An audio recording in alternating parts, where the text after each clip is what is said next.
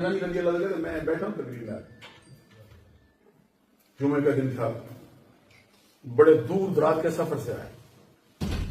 لیکن مجھے موقع نہیں تھا اتنا، میں یہ محسوس کرتا تھا کہ جمعے کی نماز مجھ سے نکل گئی، میں نے غسل نہیں کیا، وضو کر کے آ گیا، تو کہتے فاروق اعظم تقریر کر رہے تھے، تو جیسے ہی نظر ڈالتے تھے مجھ پہ نظر ڈالی تو کہتے کیسا زمانہ آ گیا ہے، جمعے کا غسل کیے بغیر ہی آ جاتے ہیں۔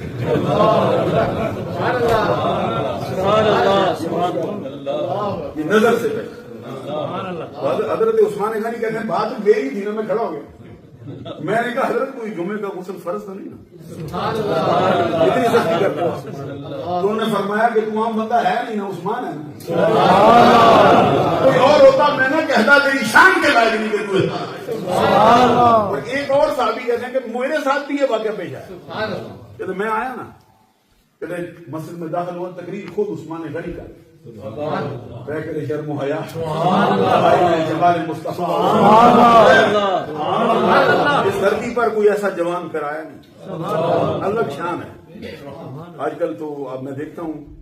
کہ اس عنوان سے تقریریں بھی بہت کم ہوتی، جلسے بھی بہت کم ہوتے ہیں، یہ الگ شے ہے، ایسا حوصلے والا تحمل والا بندہ دنیا میں خلفاء میں پھر شاید نہ ہو،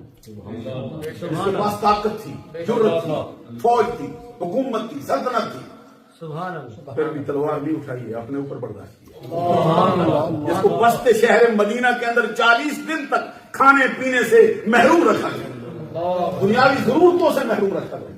بندے آئے 700 بندہ تو ان کے گھر میں موجود تھا، اس وقت اتنا بڑا گھر تھا، صحابہ تھے، تابعین تھے، انہوں نے اجازت مانگی تھی، اجازت دو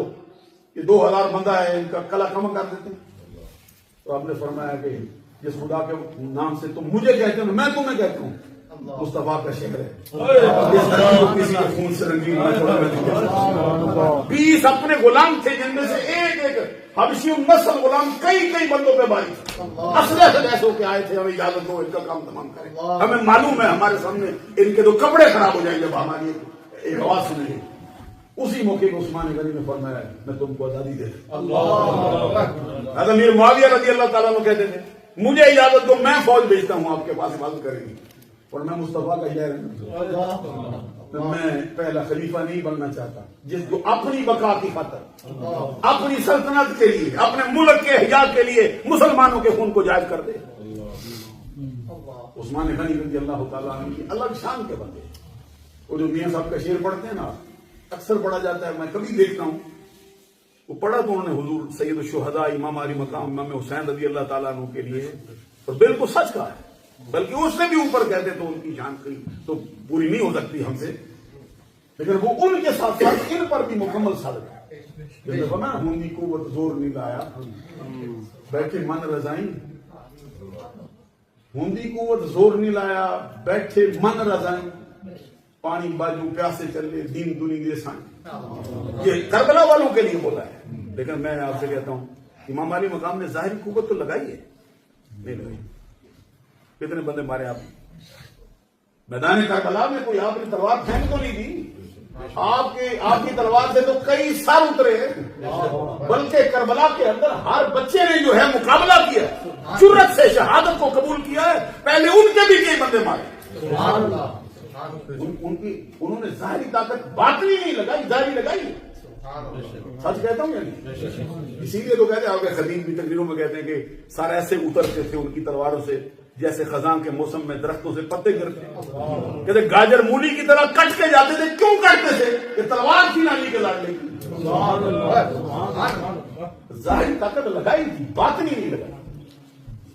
باطنی لگاتے تو پھر تو تباہ ہو جاتی ہے، لیکن یہاں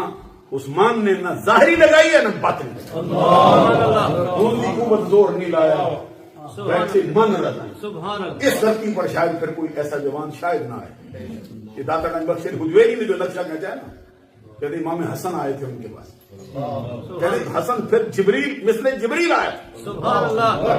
کیسے مثل جبریل آئے تھے؟ جیسے جبریل حضرت ابراہیم علیہ السلام کے پاس آئے تھے جب چیخا جن کو پھینکا جا رہا، حضرت جبریل امین نے کہا تھا کوئی حاجت ہے تو بتاؤ، تو آگے فرمایا حاجت ہے لیکن تجھ سے کوئی. ادھر امام حسن آئے تھے ہمیں اجازت دو ہم ان کا مقابلہ کریں. اس کے جواب میں حضرت عثمان غنی کہتے تھے یا ابن اخی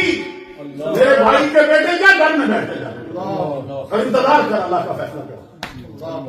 داتا گنج سے حجویری کہتے فرق یہ ہوا ہے کہ وہاں چیخا میں حضرت ابراہیم کام آئے, ابراہیم کو بچایا گیا ہے, عثمان اس میں کام کیا. عثمان غنی پیکر شرم و حیا ان کی شان ہی جدا گانا ہے. پر لطف کی بات یہ ہے کہ وہ جو سرکار کی ذات پر مناظرہ کرتے ہیں اور کہتے ہیں بشر نور نہیں ہو سکتے. عثمان کی باری آئے تو آپ بھی کہتے ہیں نور ہیں. سرکار کو ہم کہتے ہیں نور ہیں.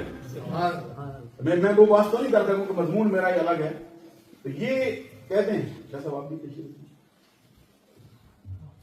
لگی جو بات میں حد کرتا ہوں حضرت آپ سے غور فرمائیے.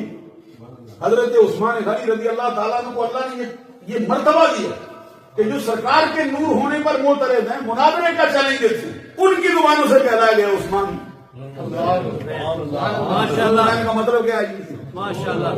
نوران ہوتا ہے. حالت رفی میں الف نون کے ساتھ آتا ہے,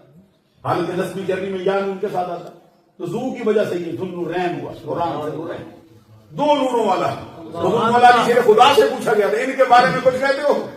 حضور مولا علی شیر خدا فرماتے تھے مجھ سے اس کے بارے میں کیا پوچھتے ہو جس کو ملائکہ کی کائنات میں بھی ذوالنورین کے لقب سے یاد کیا.